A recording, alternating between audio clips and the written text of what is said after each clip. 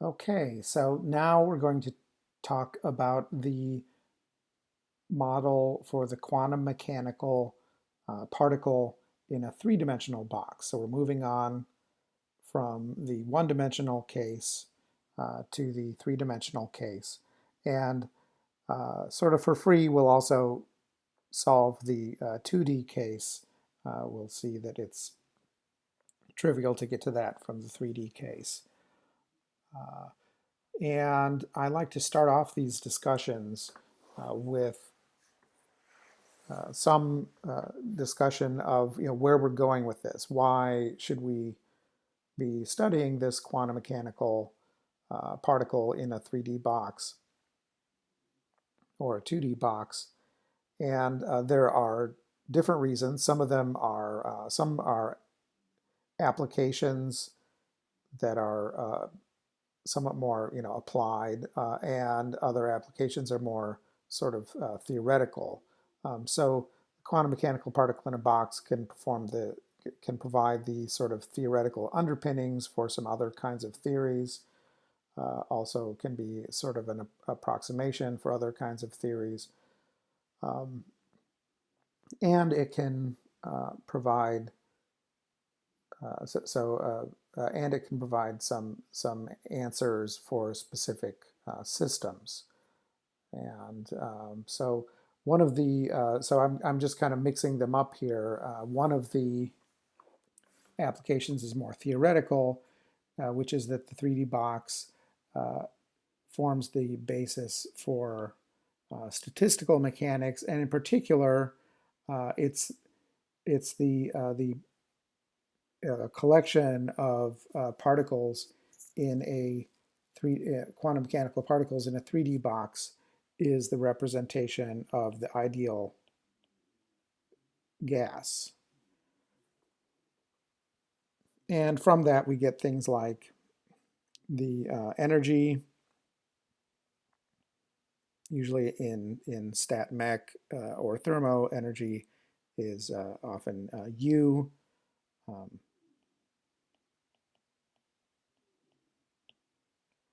Sort of thermodynamic energy, and the the internal energy of the system, and you can also get the heat capacity, and indeed a lot of real gases, sort of simple gases, maybe noble gases, have a heat capacity that's very similar to the constant volume heat capacity is 3/2 R, where R is the ideal gas law constant. And that really is a result that comes directly from the properties of the quantum mechanical particle in a 3D box, plus the addition of statistical mechanics, sort of a statistical distribution, a Boltzmann distribution of energy levels, and then to combining those two, the statistical mechanical approach applied to the particle in a box, you get a nice complete description of things like heat capacity. And of course that's the basis for a lot of statistical thermodynamics and so on. So so the particle in a 3D box is useful for providing sort of a theoretical underpinning for that more sort of foundation for a fairly expansive set of theories, and really leading all the way through a lot of thermodynamics. At least it's a possible starting point for a lot of that thermodynamics. Another thing is it can be used. We looked at electrons in sort of confined to one dimension previously, but of course a lot of other systems might have electrons in 3 dimensions, or in maybe a limited sized box in 3 dimensions. So you can use the particle in a box as a model. It's not necessarily the ultimate model, but it's a useful model for electrons in metals. It provides some predictions for some properties of electrons in metals related to conductivity and things like that, and how it depends on electron density. So it does provide some information. There are higher level models. There are a series of them. There's kind of a ladder of different models, and this kind of forms the base level for that kind of theory. Then you move on to things like the two-band nearly free electron model, which is based on the particle in a box, but then you add a perturbation of having some sort of sinusoidal perturbation that represents the effect of the nuclei, but it's taken as a fairly weak perturbation, so it's mostly free particles or free electrons in the metal is the base of the model, and you add this perturbation, and then of course there are higher level band theories for electrons beyond that. But in order to get there, you have to start with the particle in a box, and you can't just sort of jump to the end, jump to the last page of the book, and expect to know what's going on. The other thing is, so that's electrons in metals, and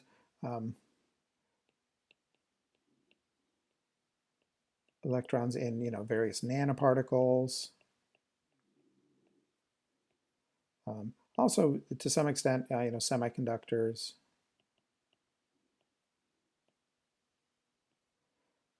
Can act like a gas of electrons. So electrons in nanoparticles, and there, the size of the nanoparticle actually you can adjust with the particle in a box model, and there are other things like electrons in 2D systems.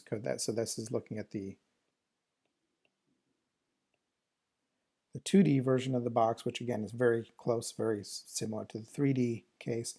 So electrons in 2D systems, like for instance, there can be pi conjugated systems that are two-dimensional. Like you can imagine a molecule that looks a little bit like this, where you've got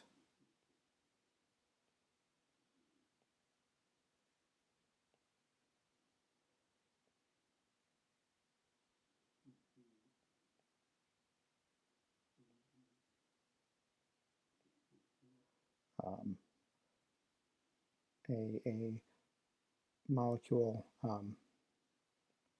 that is pi conjugated and somewhat of a ring, but also has some pi conjugation extending through the ring, where you have, say, nitrogens here.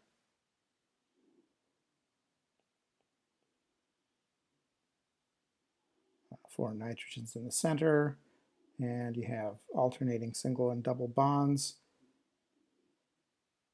on the edges, and also connecting to the nitrogens.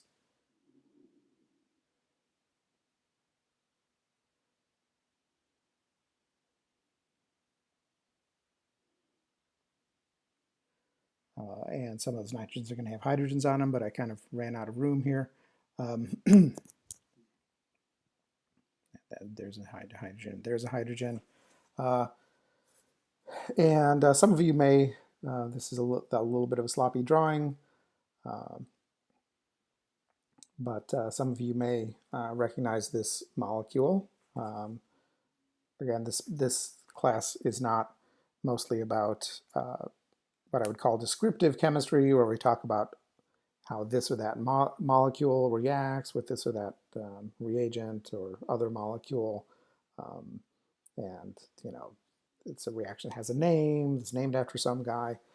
So we're not doing a lot of that, but it's good to look at some specific molecules just as examples. This is again a sloppy rendering of a porphyrin.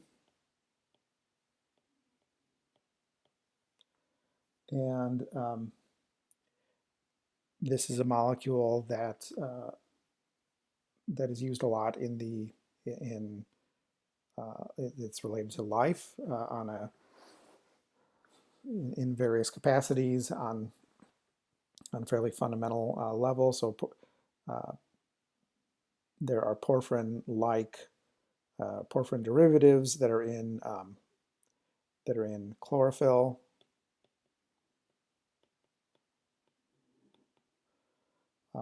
And also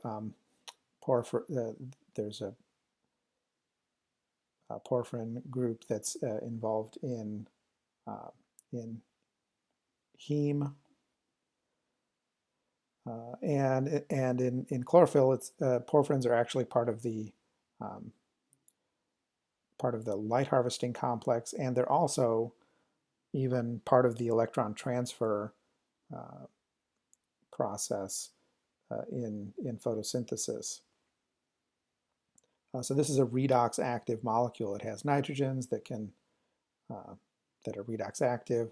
You can add a metal. So in the case of chlorophyll, you have a magnesium that's sort of a ligand in the middle.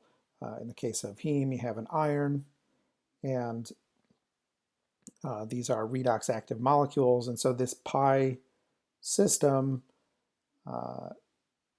the sort of size of the system and so on affect can sort of tune the electron transfer properties. And so electron transfer, of course, very, very important class of reactions.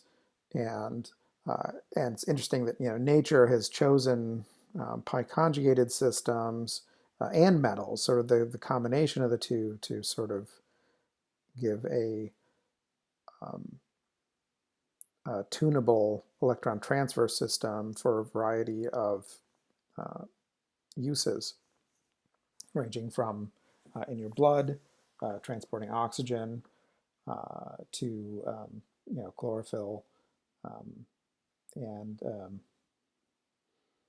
photosynthesis. So that's a 2D system that you can think of as roughly being electrons in a 2D in a small 2D box. You could also imagine just chunks of graphene. So graphene are nano-sized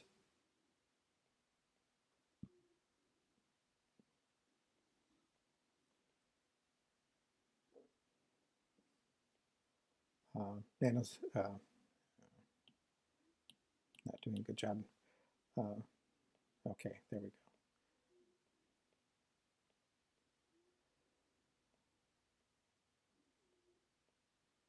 go. So you can imagine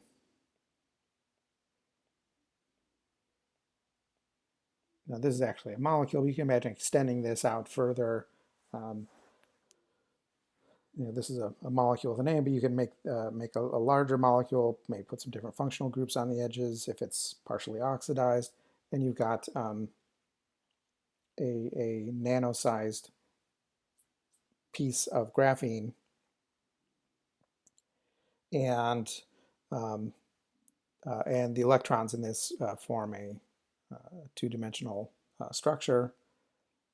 And this has interesting electronic properties, and so being able to and it's subject of a lot of current research. Of course, it was the subject of a Nobel Prize, um, and there are a lot of potential applications of graphene for sensing, electronics, and so on.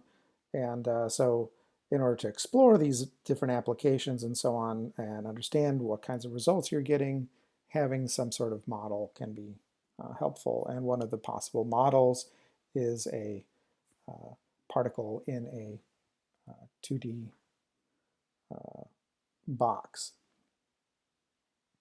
So those are just a couple of systems and that you could try to model and make some predictions and compare the predictions to experiment and maybe learn something. Often by comparing the model to experiment, you can test some hypotheses about how the system behaves by looking at the behavior of various models comparing to reality. Okay, so without further ado, let's move on to setting up the problem. And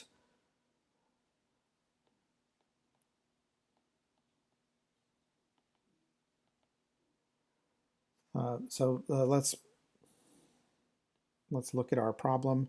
First, we're going to have to, we start with a diagram.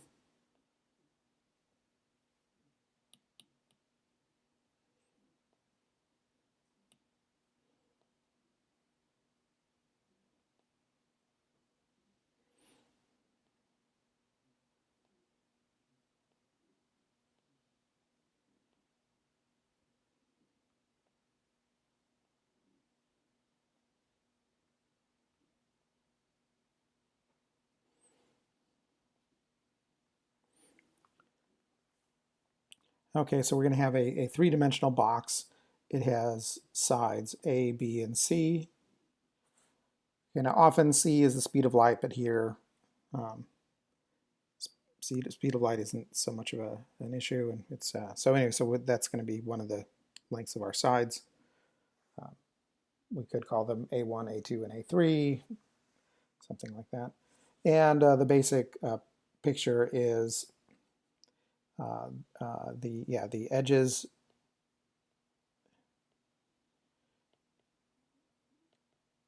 lengths are A, B, and C for the X, Y, and Z axes.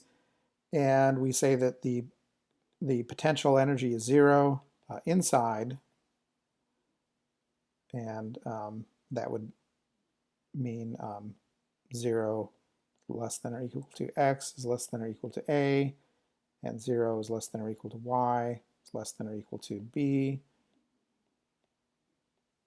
Z, and then Z would have associated with, or C would be associated with the Z-axis, and that the potential energy is infinity outside.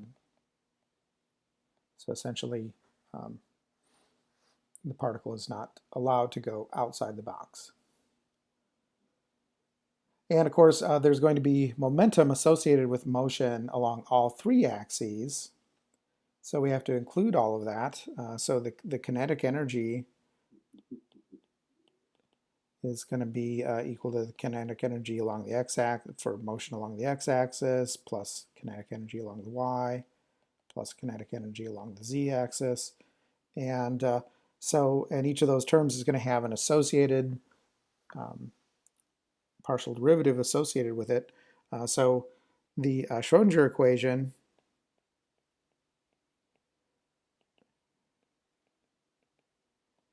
is going to have kinetic energy terms for each of the axes, and there's going to be minus h bar squared over 2m, where again m is the mass of the particle, so it could be an electron in the case of trying to look at the electronic properties of, say, a chunk of metal, and so m would be the mass of an electron in that case. And for an ideal gas, it would be the mass of the gas atom of a single gas atom. And since this is going to be a three-dimensional problem, so we'll use partial derivatives. So we get d squared dx squared, and where that's the partial symbol, plus d squared dy squared, plus d squared dz squared. And all of that is going to be acting on psi, where psi is going to be some wave function that's going to be a function of x, y, and z, and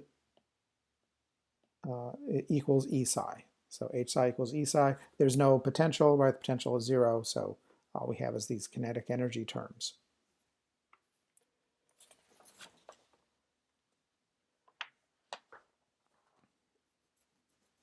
Okay, and then the question is, how do we solve these kinds of three-dimensional differential equations? So these are often called partial differential equations.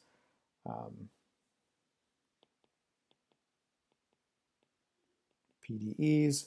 And there are a lot of different approaches depending on the nature of the partial differential equation. And we will be using, in this case, the principle of separation of variables.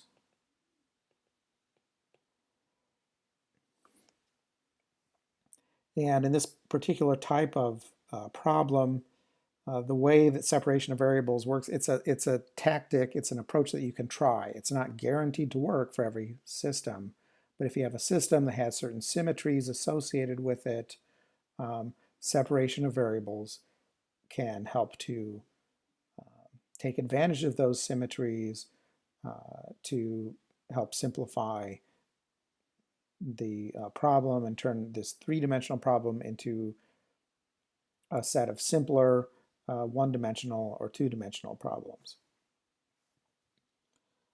And basically the idea is this. If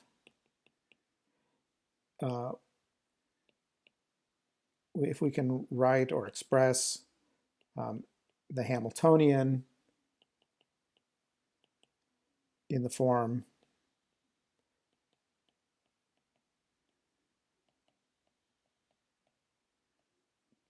hx plus hy plus hz. In other words, we can sort of separate the terms, that there are no cross terms.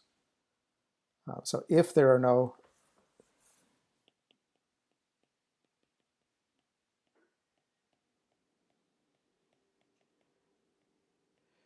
terms that have, say, derivatives or functions of x, y, and z in the same sort of term, in the same expression. So a cross term would be, well, I'll see some examples. We'll show some examples later, perhaps. Or it could be a different set of coordinates. Say if we have something that has an underlying spherical symmetry, you might have a radial term plus another term that depends on the spherical polar angle theta or the angle phi. So in either of these cases, or so you could use some other. There are more than just Cartesian and spherical polar coordinates. There's also cylindrical coordinates, elliptical coordinates, and so on. So different kinds of problems might have different symmetry that lends itself to one or more of these coordinate systems, and in such a way that we can split up the Hamiltonian this way without any cross terms. So if we can rewrite our Hamiltonian in this way, okay, not just assert that it's this, but actually, come up with an expression where there's no cross terms, where we have some hx that's a pure expression that just involves constants and x, and then have another term hy that is an expression that doesn't have x or z in it, and so on. So if we can actually do that, not just assert it, but really, it's not a question of asserting; it's a question of being able to do the mathematical arrangement, and that's not always possible. But in this case, we have a fairly simple Hamiltonian, and it is. And we'll see some other cases like this as well. Then, if we can do that, then we can separate the variables.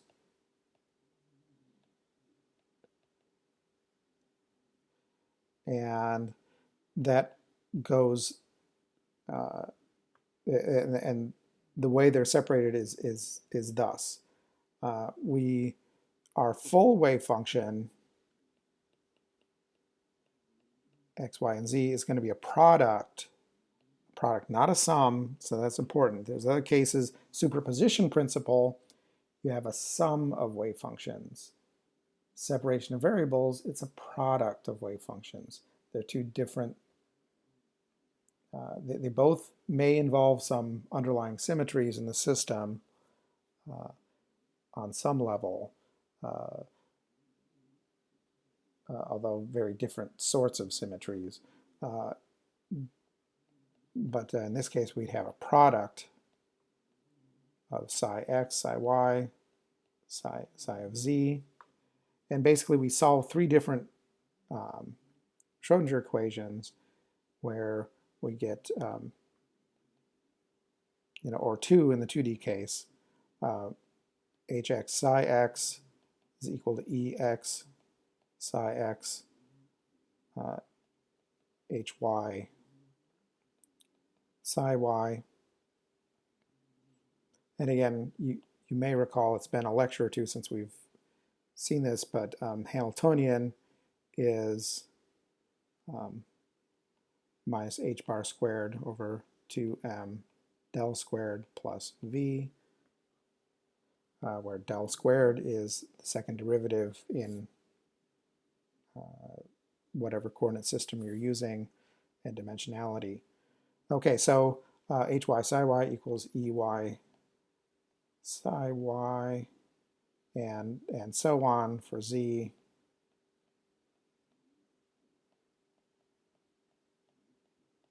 And the total energy for the system is just the sum of the energies associated with motion along the and potential energy along the various axes.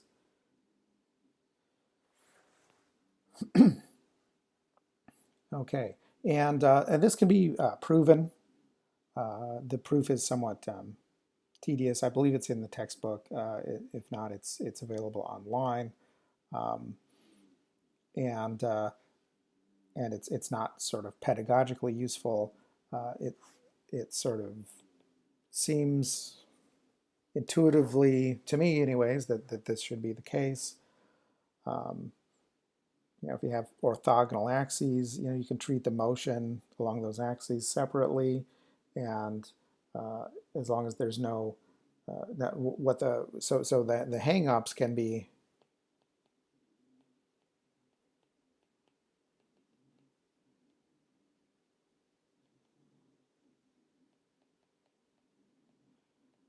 if the potential is not separable. So like, let's say if you had a central potential, then it wouldn't be separable in Cartesian coordinates. So if you had, say, a 1 over r potential, where r is the square root of x squared plus y squared plus z squared, and then that's a square root, and that's in the denominator. There's no way to separate that term into a function of x plus a function of y plus a function of z. So in this case, you would have to pick a different set of coordinates, say spherical polar coordinates. But now if you have a system, like a molecule that's not even spherically symmetric, then this approach can't be used. So this is not a universal approach, but it is useful for a lot of these simpler problems. And it does bring up the important, it is related to symmetry. Symmetry ends up being very important in chemistry. And so, so even though there's a limited number of cases where you can apply this, they're very important cases. And so, so we're not going to, so we are going to use the separation of variables and use these principles, and results hopefully are significant. Okay, and then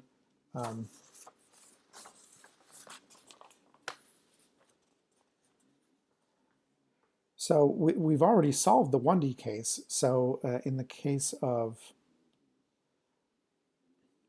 so we can just apply that to our overall system, and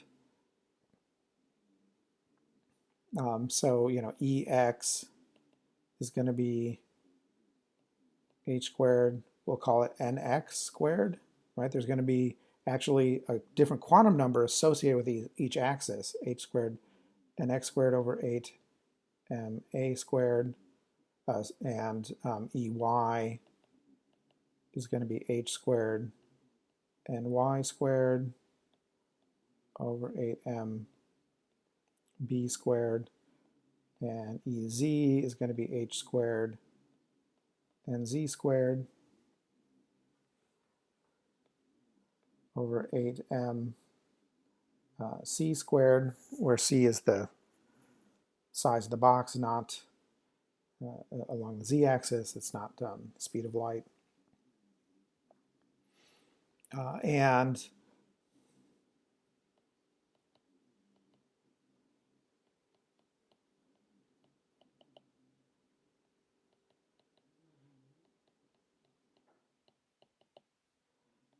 you have three separate quantum numbers, and they're independent.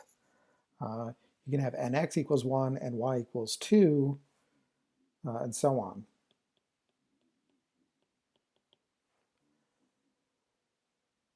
So there are three quantum numbers, three separate quantum numbers, and they're all important. They can all take different values. They're not required to all have the same value.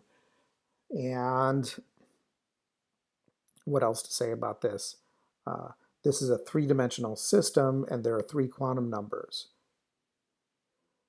That's not a coincidence, right? That the dimensionality of the system is often going to be related to the number of quantum numbers that you have in the system, particularly for somewhat symmetric systems. So our total energy is going to be given by, we can sort of combine these. Each is going to have h squared over 8m,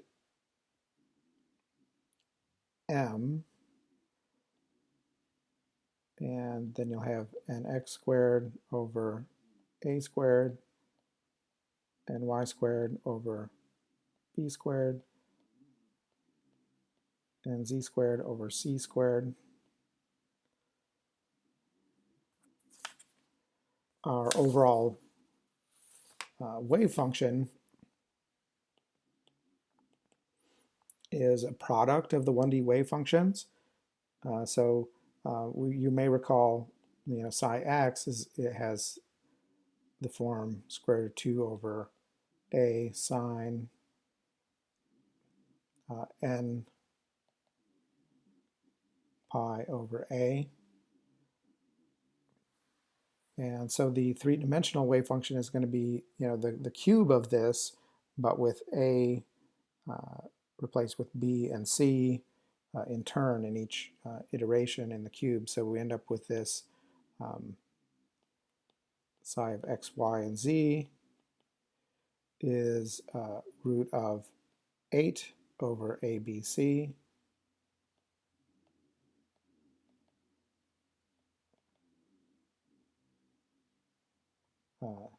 then pi x over a.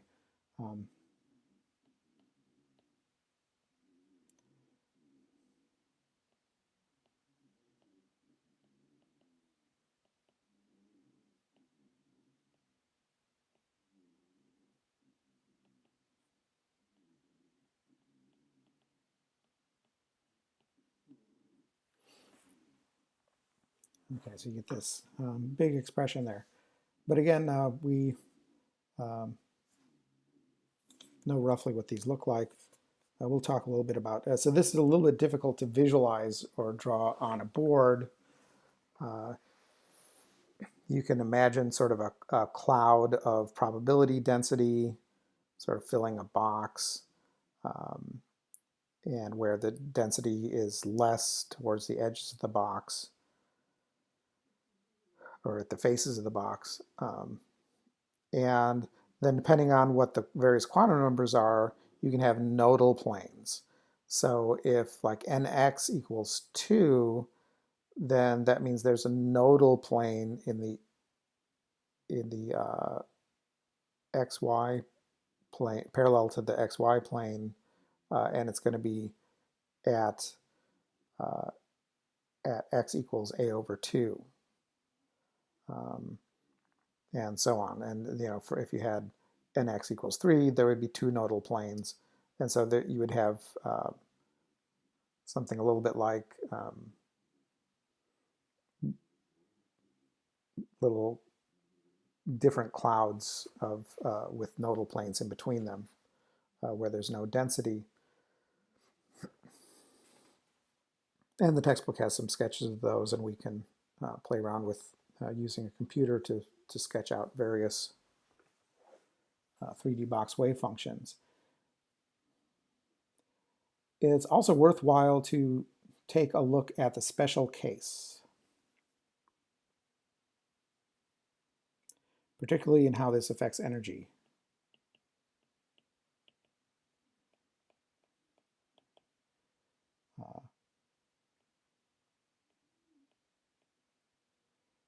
Special case of a perfect cube.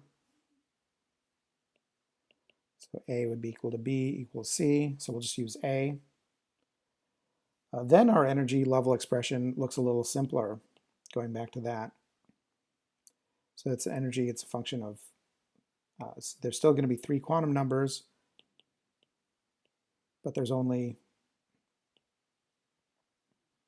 one edge length, which is just A. So it's h squared over 8m a squared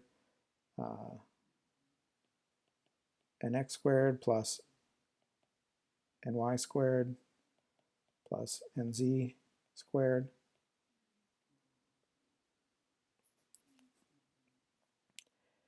And so this brings up something interesting, in that if you have a perfectly symmetric cube, and you have an electron in a box like this, or some other particle in a box like this, then you're going to have this sort of spectrum of energy levels is going to have some interesting properties. So the lowest energy state, well, let's make a table. If we have the lowest energy state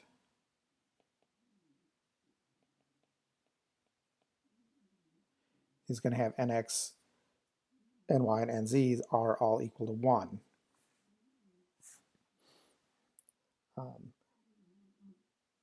However, the next highest state is not 2, 2, 2.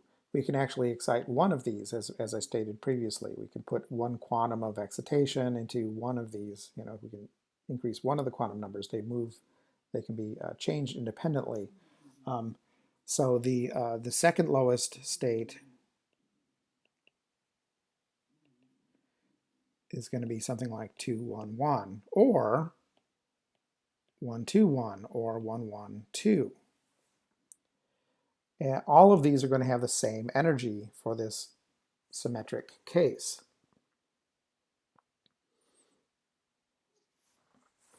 And they're going to be, let's see, 2 squared, which is 4. There would be 6 h squared over 8m a squared, right? And so we say these are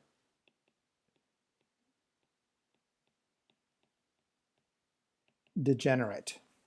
That's just the terminology that's used. We're not making judgments about the choices of these particles. They're called degenerate. That's just a scientific term, and it means different states that have the same energy. Okay, they're different, but they're related, right? They're related by rotation. However, if you look at them, if you can look at the probability densities, they're going to look different. They're going to have different properties. They're going to have different kinetic energies associated with motion along the different axes. And so they're different in as much as assuming that these axes are can somehow be distinguished, in the laboratory, right? We've set up some coordinate system, and according to that coordinate system, in our laboratory or in our representation of the laboratory on the page, these are going to be different, but they are going to have the same energy. And does this have consequences, or is this just a curiosity? It does have consequences in that we're going to have to count these states, right? So in some cases, so if we're putting, say, electrons into different states, there may be some filling rules associated with the Pauli exclusion principle, and that's going to say that our second lowest state is going to have, 3 energy levels associated with, or 3 states associated with that energy level, and we see this occurring in other systems. This may, in fact, look familiar in that for the 2 p orbitals, there are 3 different 2p orbitals, right? There's a 2px where you have this kind of dumbbell-shaped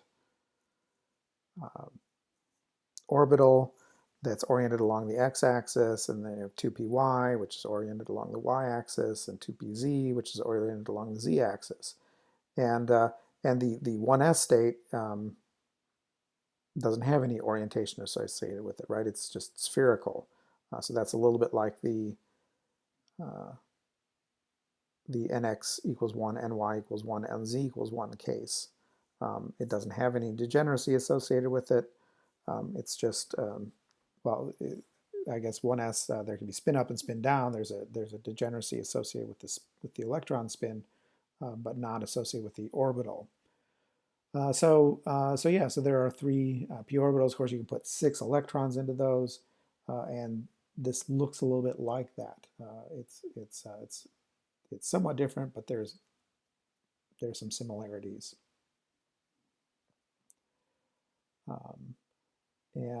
So there are differences between these states. The shapes of the orbitals, they're going to be aligned along different axes, and they're going to have different expectation values for momentum or different expectation values for momentum squared along the various axes, and so on. So this is our first brush with degeneracy, and again,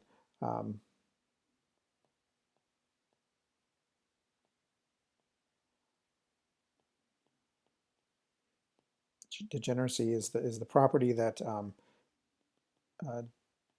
different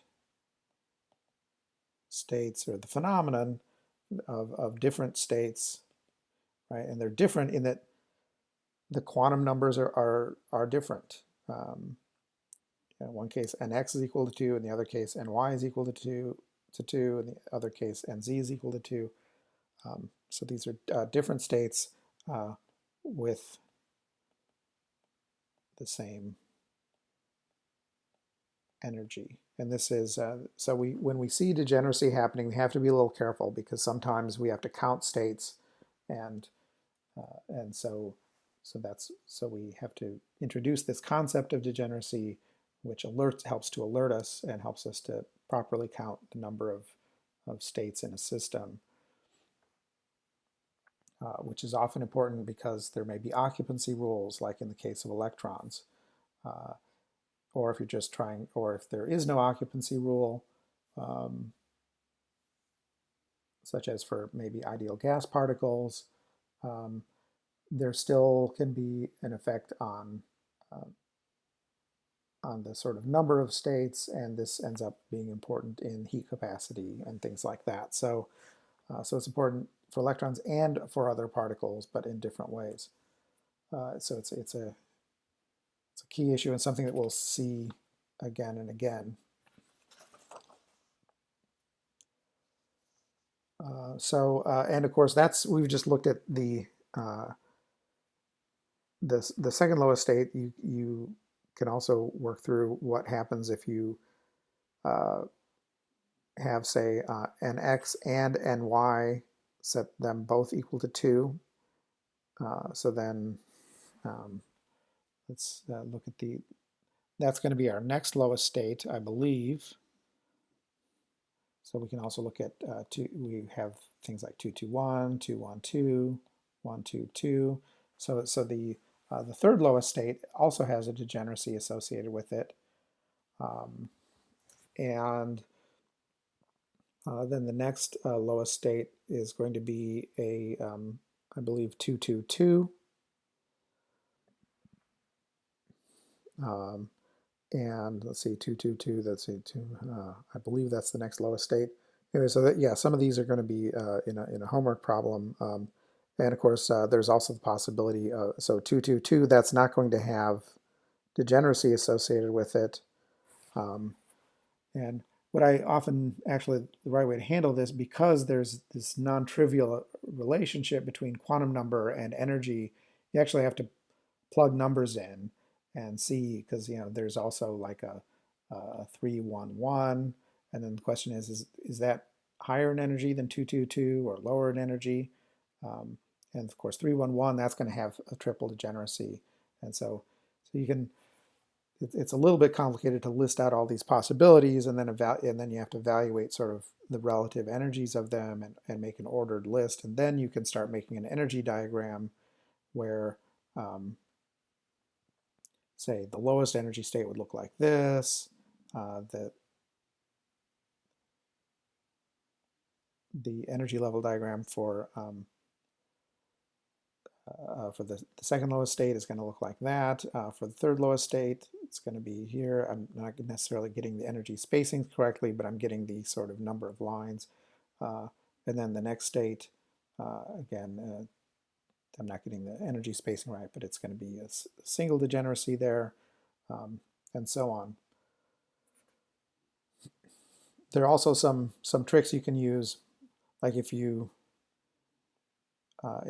define this little epsilon is h squared over 8m a squared, then that gives you a nice shorthand for looking at the relative energies of these, the relative energy of the various states.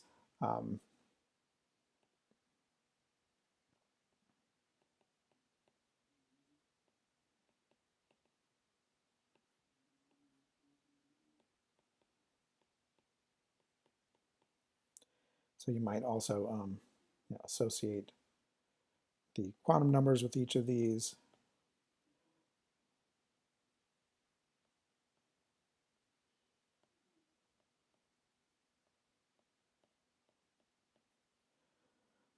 And you can also put the energy associated with these.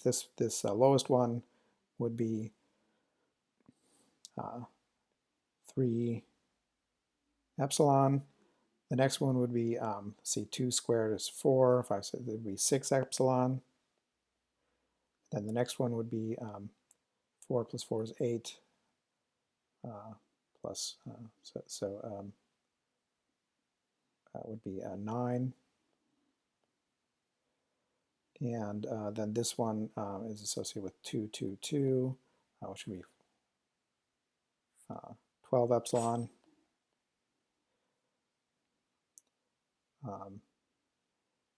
And let's see, oh, actually, yeah, 311, that's going to be, let's see, 3 squared is 9, 10, 11. So that's actually lower in energy.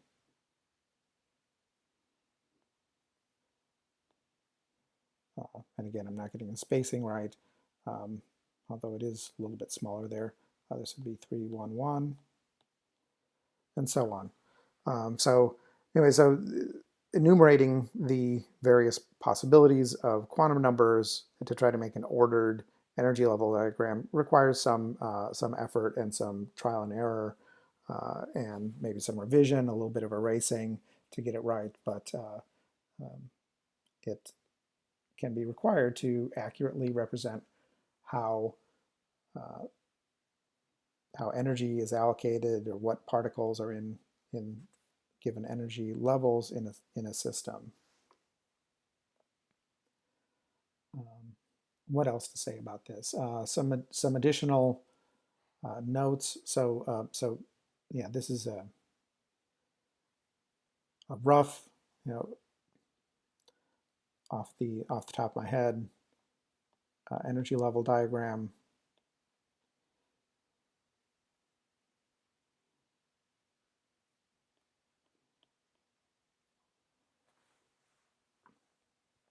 And it needs to be refined a little bit to neaten it up and to set up the spacing between the various energy levels properly. But yeah, so this is our second energy level diagram. Again, that's a concept that shows up again and again, and we can see where it's really useful here. We can keep track of degeneracy by adding different little line segments at each energy where there's degeneracy, so you can quickly see where degeneracy occurs and where it doesn't, and help you keep track of the number of states involved in the system.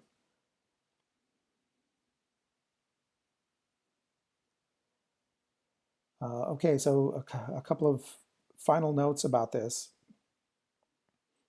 Trying to put this into context a little bit.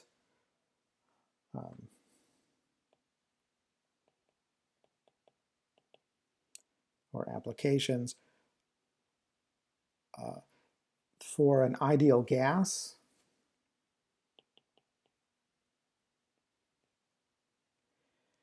we see that the energy of a system, just a few comments about it. I'm not going to work through the details of it, which really requires application of stat mech. But if we look at it from a single sort of gas particle that's behaving quantum mechanically, the energy of that particle is going to depend on its quantum number and the box size.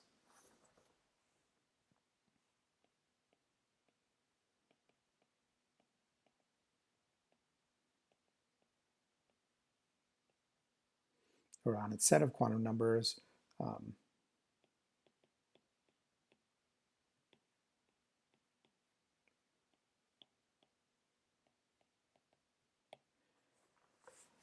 And the smaller the box, the increased energy. And so that's in agreement with what we expect for an ideal gas molecule. And you can actually calculate, the force required to compress the gas along an axis.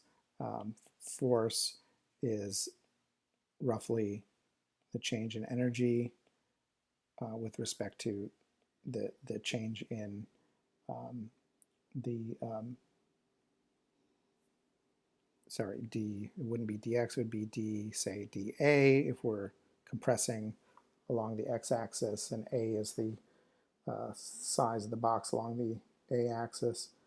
So there is a way to get from these quantum mechanical energy levels to the force of an individual, the sort of quantum mechanical force of an individual particle in this box. And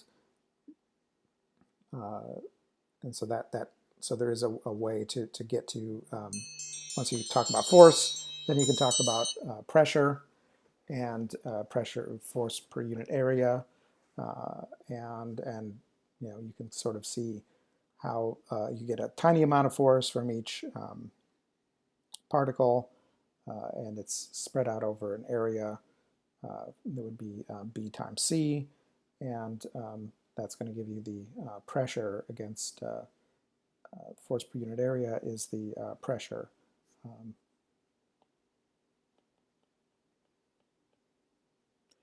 So you start to see how, just to give a couple of words there to just sort of give you a hint as to how this can be applied. And in the sort of, in 3310, depending on who's teaching that, we sort of go through that relationship between pressure and aspects of the particle in a box. What else can we say?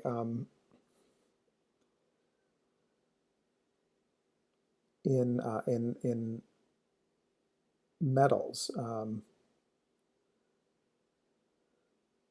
It turns out that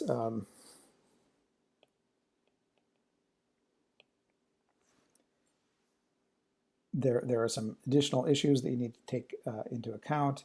If you're talking about electrons in metals, it's a little bit like the ideal gas case, except there's the Pauli exclusion principle. So each energy level or each state can only have 2 electrons in it, and so you get this filling up of these 1D box levels up to something called the Fermi level, which has to do with the number of electrons that are in the box and the typical spacing between energy levels. You get this smeared out charge density. You can model the thermal properties, the thermal conductivity, the heat capacity, things like that can be modeled using this kind of model. There are other approaches. And then, of course, as I mentioned previously, we can introduce a perturbation, a perturbed particle in a box, and that leads to something called the 2-band nearly free electron model, which gives you band gaps and things like that.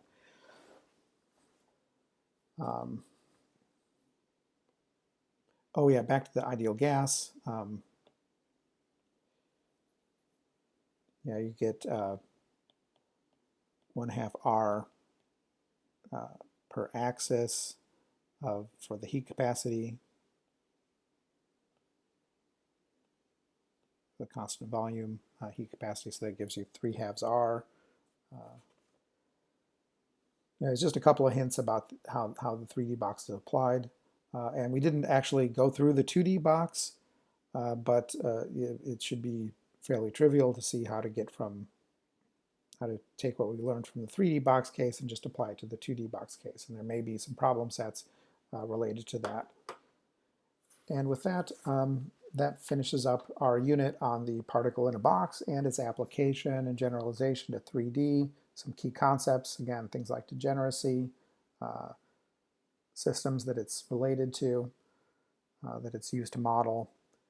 And our next topic will be the quantum mechanical harmonic oscillator.